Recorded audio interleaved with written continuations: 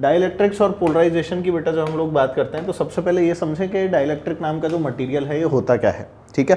तो पहले तो ये समझ लो डाइलेक्ट्रिक जो है वो कंडक्टर्स नहीं होता है, ये नॉन कंडक्टिंग मटेरियल होता है। कैसे मटेरियल होते हैं? They are all non conducting materials. Non conducting का मतलब क्या होता है बेटा? जहाँ चार्ज रखो वहाँ पर ही रह जाए। नॉन कंडक्टिंग का मतलब क्या है? जहाँ चार्ज रखा वहीं पर रह गया। तो जो इस तरह का मटेरियल है वो हमेशा कैसा कहलाता है बेटा?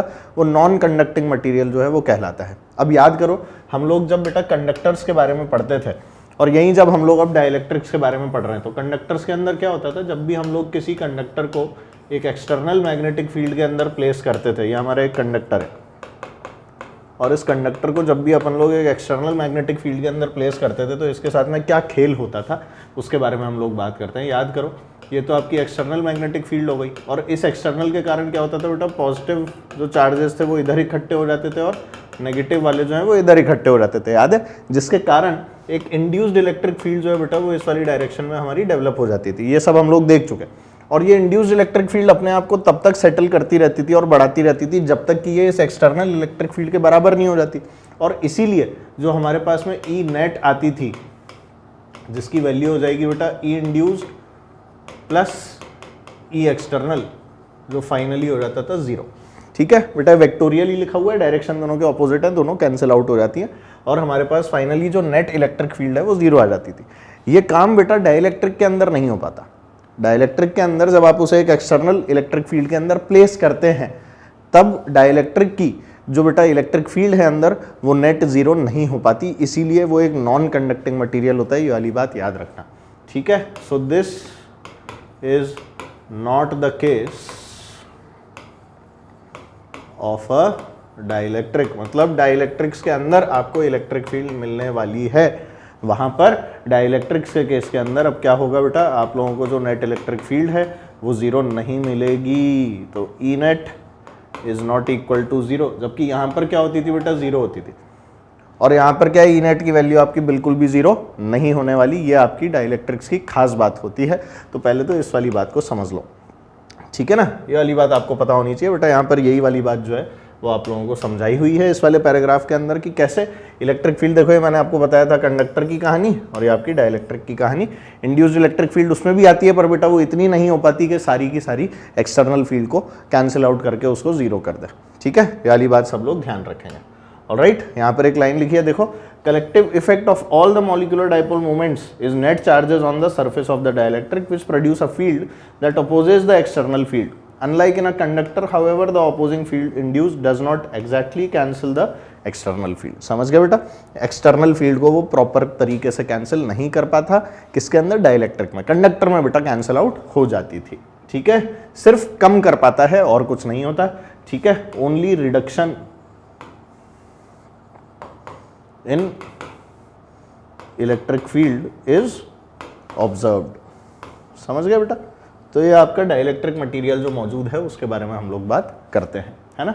Extent of effect depends on the molecule such as HCl, depends on the nature of the dielectric. अब आपका डाइलेक्ट्रिक मटेरियल जो है बेटा वो कैसा है उसके ऊपर बहुत सारी चीज़ें जो है वो डिपेंड करती हैं कि भाई किस हद तक आप लोगों की जो इलेक्ट्रिक फील्ड है उसको वो रिड्यूस कर पा रहा है। समझ गए बेटा मेरी बात? और अलग अलग तरह के जो आपके डाइपोल्स होते हैं उसी के हिसाब से हम लोग बेटा जो हमारे डाइलेक्ट्रिक्स हैं उनके वो भी हम लोग चेक करते हैं। बेसिकली हम लोग जब देखते हैं तो भाई किसी भी सब्सटेंस के जो मॉलिक्यूल्स हैं बेटा, कोई भी अगर सब्सटेंस है इस दुनिया के अंदर तो वो एग्जिस्ट तो बेटा डाइपोल की फॉर्म में करते हैं, है ना भाई?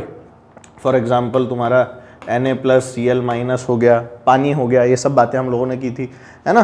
अब इसी तरह से हम लोग है ना पोलर और नॉन पोलर सब्सटेंस जो है बेटा उनको भी डिफाइन करते हैं, ठीक है? अब पोलर सब्सटेंसेस क्या होते हैं और नॉन पोलर सब्सटेंसेस क्या होते हैं, इनके बारे में एक छोटा सा डिफरेंशिएशन है जो आप लोगों से डायरेक्टली CBSE एग्जाम के अंदर पूछा जाता है कि differentiate between polar and non polar substances. Question क्या आता है मैं यहाँ पे लिख देता हूँ आप लोगों के लिए, differentiate between polar and non polar materials या सब्सटेंसेस, ठीक है?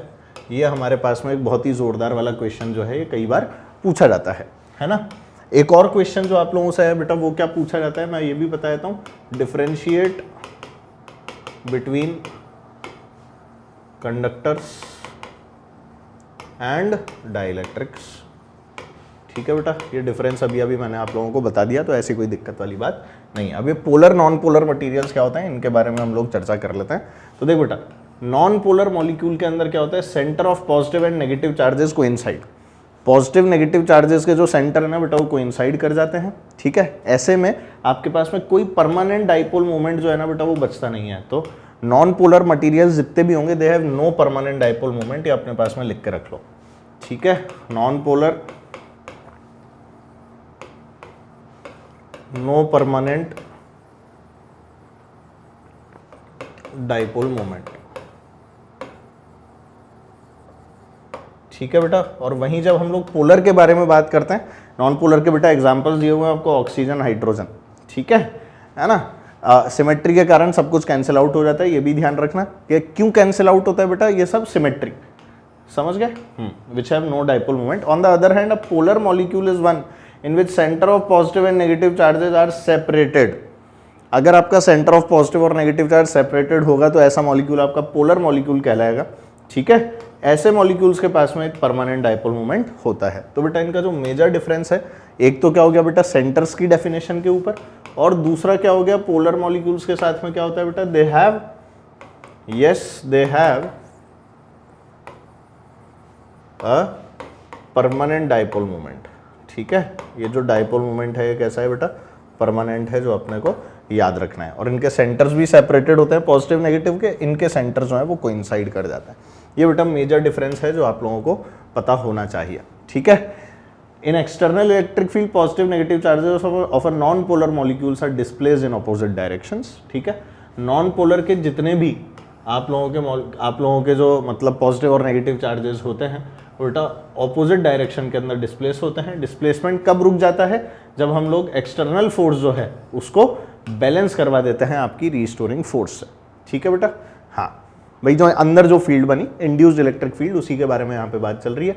नॉन पोलर मॉलिक्यूल्स इसी कारण से बेटा एक इंड्यूस्ड डाइपोल मोमेंट डेवलप कर लेता है, जिसके कारण सब कुछ कैंसिल आउट हो जाता है, ठीक है। और हम क्या बोलते हैं, the dielectric is said to be polarised by the external field.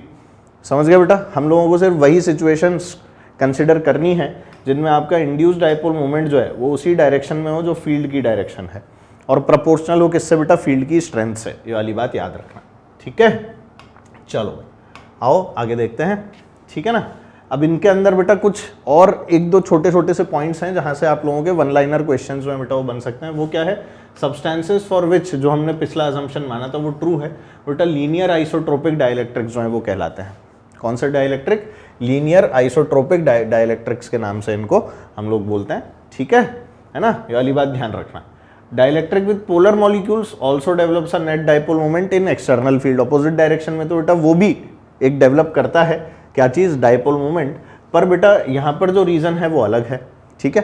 किसी भी एक्सटर्नल फील्ड की एब्सेंस के कारण जो आपके डिफरेंट परमानेंट डाइपोल्स होते हैं वो रैंडम ओरिएंटेशन होता है, परंतु जो थर्मल एजिटेशन है ना, मतलब थर्मल एजिटेशन के कारण सब जगह रैंडमली फैले हुए होते हैं, ठीक है। जिसके कारण आपका जो नेट डाइपोल मोमेंट आता है वो क्या आ जाता है बेटा, जीरो आ जाता है। जैसे ही हम लोग एक एक्सटर्नल फील्ड अप्लाई करते हैं तो आपके जो इंडिविजुअल डाइपोल मोमेंट्स हैं बेटा वो एक डायरेक्शन के अंदर अलाइन होना शुरू कर देते हैं, जैसे कि आपकी फील्ड होती है, जिसके कारण हम लोगों को एक परमानेंट डाइपोल मोमेंट जो है बेटा वो मिलने लग जाता है, ठीक है। तो ये कहानी जो है ये आपके पोलर मॉलिक्यूल्स की होती है। When summed over all the molecules there is then a net dipole moment. समझ गए, जैसे ये तो बेटा चुपचाप से बैठा हुआ है इधर उधर, बिना मतलब जो थर्मल एनर्जी है ना इसके पास में, जो भी रूम टेम्परेचर के ऊपर भी, मान लो तुमने भी हल्का फुल्का उसको हीटिंग वीटिंग कर रखी है, तो उसके कारण ऐसे तितरे बितरे होते हैं, ऐसे इसकी डायरेक्शन ये है, इसकी डायरेक्शन ये है, इसकी ये है, इसकी ये है, इसकी ये है, इसकी ये है, इसकी ये है, इन सब का नेट लेगा तो जीरो आ जाएगा। पर जब तू इलेक्ट्रिक फील्ड अप्लाई कर देता है तो हम लोग क्या देखते हैं बेटा कि एक नेट डाइपोल मोमेंट बनने के पूरे चांसेस जो है वो मौजूद है। इनका बेटा नेट जो है वो कहीं इसी डायरेक्शन के अंदर आप लोगों को मिल जाता है। तो ऐसे मॉलिक्यूल्स जो है वो बेटा पोलर होते हैं, ठीक है। वहीं यहाँ पर हम लोगों ने क्या देखा था कि यहाँ इलेक्ट्रिक फील्ड जो है जब आपकी नॉन जीरो हुई तब हम लोगों को सारी की सारी कहानी जो है उसके अंदर चेंज दिखा था, ठीक है। पोलराइज कब हो जाती है, non polar molecule thus develops an induced dipole moment. समझ गए, तो इंड्यूस्ड डाइपोल मोमेंट की कहानी हम लोगों को कब नजर आती है, जब इलेक्ट्रिक फील्ड के अंदर उसको रख दिया जाता है, अदरवाइज हमें कुछ भी नजर नहीं आता है, ठीक है। तो यहाँ पर यही लिखा है एक्सटेंट ऑफ पोलराइजेशन उस चीज़ पर डिपेंड करेगा कि आप लोगों ने कितनी फील्ड यहाँ पर अप्लाई की है, ये बात हमें यहाँ से पता लगती है। ठीक है बेटा, आओ चलो आगे देखते हैं, है ना। Does in either case weather polar non polar dielectric develops a net dipole moment in the presence of an external field. ये बात ध्यान रखना, चाहे पोलर हो चाहे नॉन पोलर हो, ठीक है। हाँ, चाहे क्या हो बेटा, पोलर हो चाहे नॉन पोलर हो, आपका जो डाइलेक्ट्रिक है वो एक डाइपोल मोमेंट कब डेवलप कर लेता है, नेट डाइपोल मोमेंट कब डेवलप कर लेता है, जब एक्सटर्नल फील्ड जो है बेटा वो अप्लाइड होती है ना। अब इस पे हम लोगों ने एक नई क्वांटिटी डिफाइन की जिसे बोला बेटा dipole moment per unit volume, है ना, और इसका नाम था पोलराइजेशन, और इसको P से हम लोग डिनोट करते हैं। P की जो वैल्यू है बेटा वो XE इंटू ई होती है। ये XE जो है इसे अपन ससेप्टिबिलिटी बोलते थे, ठीक है। XE मतलब X को हम लोग ससेप्टिबिलिटी बोलते हैं इन टर्म्स ऑफ मैग्नेटिज्म के अंदर, और यहाँ पर जब हम इसको बोलते हैं तो इसका नाम हो जाता है इलेक्ट्रिकल ससेप्टिबिलिटी। वहाँ पर बेटा आपकी मैग्नेटिक ससेप्टिबिलिटी, यहाँ पर क्या हो जाएगी इलेक्ट्रिक ससेप्टिबिलिटी। पोलराइजेशन की वैल्यू क्या होती है, electrical susceptibility multiplied by the electric field. ये वाली बात ध्यान रखिएगा, ठीक है। आ जाओ, चलिए ये बेटा डाइपोल की कहानी जो है वो आप लोगों को बता रखी है, मतलब एक डाइलेक्ट्रिक की जो कहानी है बेटा वो आपको बता रखी है कि जो डाइलेक्ट्रिक है हम लोग देख सकते हैं बढ़िया इसको पोलराइज कर दिया गया है। सारे के सारे डाइपोल मोमेंट एक ही डायरेक्शन के अंदर आपको नजर आ रहे होंगे, ठीक है।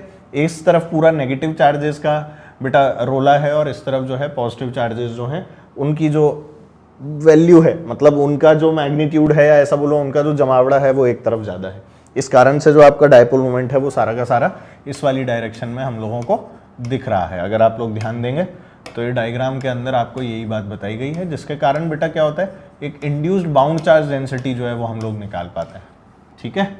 तो एक नेट डाइपोल मोमेंट आपको इस वाली डायरेक्शन के अंदर परमानेंटली मिल गया है, जो बात हमें यहाँ से पता लगती है, ठीक है भाई। हाँ, इसके कारण क्या होता है, जो हमारी जो बेटा नेट इलेक्ट्रिक फील्ड हम लोग लिखते हैं, उस नेट इलेक्ट्रिक फील्ड की वैल्यू को हम लोग क्या लिख पाते हैं, देखो हमारी जो ई नेट हो जाती है उसकी वैल्यू हो जाती है बेटा सिग्मा बाय एप्सिलॉन नॉट के। मान लो मैंने क्या किया है, दो प्लेट्स को ले लिया है, और इन वाली दो प्लेट्स के बीच में अपन लोगों ने क्या अप्लाई कर दिया बेटा, एक डाइलेक्ट्रिक मटेरियल जो है वो यहाँ पे ऐसे अप्लाई कर दिया, ठीक है। ये आप लोगों का डाइलेक्ट्रिक था, है ना भाई। अब सोच के देख, इस वाली प्लेट के कारण इलेक्ट्रिक फील्ड इधर, ये अगर मान ले प्लस सिग्मा वाली प्लेट है और ये मान ले माइनस सिग्मा वाली प्लेट है, ठीक है।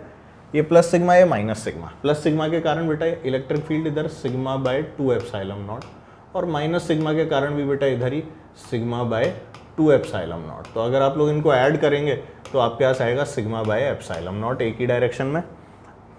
पर डाइलेक्ट्रिक लगाने के बाद में जो आपकी नेट इलेक्ट्रिक फील्ड हो जाती है वो क्या हो जाती है, सिग्मा बाय एप्सिलॉन नॉट के। इसमें के जो है बेटा इसको हम लोग डिफाइन करते हैं डाइलेक्ट्रिक कांस्टेंट के नाम से, ठीक है बच्चों। कहानी वही हो रही है, जो आपकी फील्ड की डायरेक्शन है बेटा वो इस वाली डायरेक्शन में है, और डाइलेक्ट्रिक ने क्या किया है, यहाँ जो पॉजिटिव इकट्ठे हुए और बेटा यहाँ जो नेगेटिव इकट्ठे हुए, उसके कारण एक इलेक्ट्रिक फील्ड जो है ऑपोजिट डायरेक्शन में डेवलप कर ली है। परंतु वो ऑपोजिट डायरेक्शन में डेवलप की हुई फील्ड जो है वो आपकी एक्सटर्नल फील्ड को कैंसिल आउट नहीं कर पाता, ये वाली बात ध्यान रखना। ई नेट जो है उसकी वैल्यू यहाँ पर नॉन ज़ीरो है, और उसकी वैल्यू कितनी है ये मैंने आप लोगों को बता दी, ठीक है।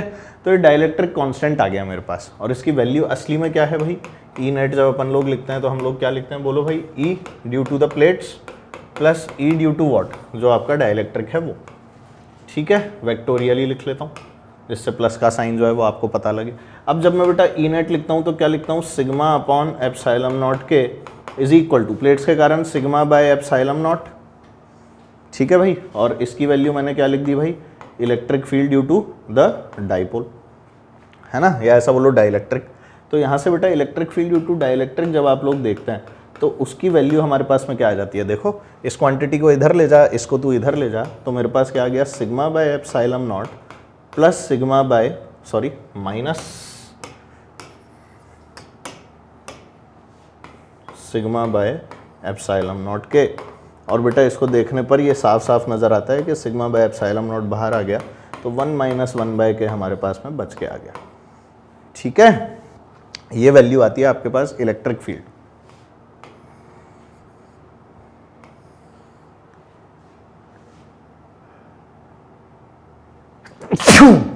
एक्सक्यूज मी, है ना,